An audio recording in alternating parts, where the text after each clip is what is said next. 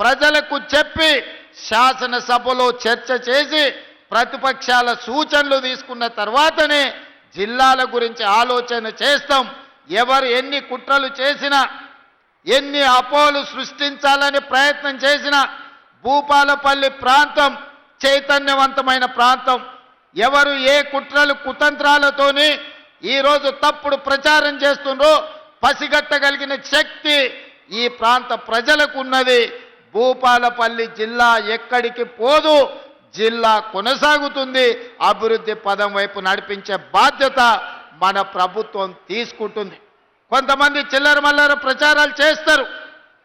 తాత్కాలికమైన రాజకీయ లబ్ధి కోసం వాళ్లకు తప్పుడు ప్రచారం చేయడం, ఈ ప్రాంతం మీద విషం చిమ్మడం తప్ప వాళ్ళు చేయగలిగిన ప్రయత్నం ఏదీ లేదు. అదేవిధంగా ఇవాళ జిల్లా విషయంలోనే కాదు, భూపాలపల్లి ప్రాంతంలో సింగరేణి గని కార్మికులు అటు ఆదిలాబాద్ నుంచి ఖమ్మం జిల్లా వరకు ఉన్న సింగరేణి పరివాహక ప్రాంతం, గోదావరి నది పరివాహక ప్రాంతంలో వేలాది సింగరేణి కార్మికుల కుటుంబాలు ఉన్నాయి. మెడికల్ అన్ఫిట్ ఏదైతే మీకు బోర్డు ఉన్నదో కాంగ్రెస్ పార్టీ ఆ బోర్డును రద్దు చేస్తుంది. భవిష్యత్తులో సింగరేణి కార్మికులకు వాళ్ళ వారసత్వ ఉద్యోగాలు కానీ మెడికల్ బోర్డు ఇచ్చే అన్ఫిట్ సర్టిఫికెట్తోని వాళ్ళ కుటుంబ సభ్యులకు వచ్చే ఉపాధి అవకాశాలు పోతాయి. మిమ్మల్ని కాంగ్రెస్ పార్టీ మోసం చేస్తుందని కొంతమంది తప్పుడు ప్రచారం, విషపు ప్రచారం చేస్తున్నారు. అసలు ఈ ఆలోచన ఎక్కడి నుంచి వచ్చిందో, ఈ అవసరం ఎవరికి ఉన్నదో నాకైతే అర్థం కాలేదు. అందుకే మిత్రులు జనక్ ప్రసాద్ గారికి, పెద్దలు దుద్దిల్ల శ్రీధర్ బాబు గారికి నేను విజ్ఞప్తి చేస్తున్నా.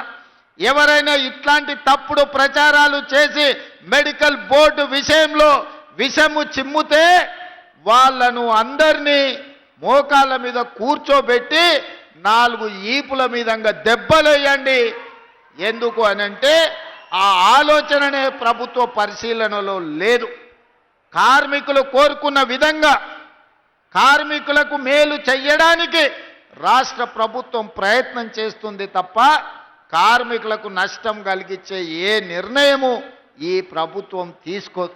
ఇవాళ ప్రజాప్రభుత్వం అధికారంలోకి వచ్చిందంటే సింగరేణి బొగ్గు గని కార్మికులు నిండు మనసుతో పనిచేయడమే కాదు, మీరు గుండెల నిండా ఊపిరి పీల్చుకొని భుజాల మీద కాంగ్రెస్ పార్టీ జెండాను మోసిండ్రు. కాబట్టి ఈరోజు ప్రజాప్రభుత్వం అధికారంలో ఉన్నది.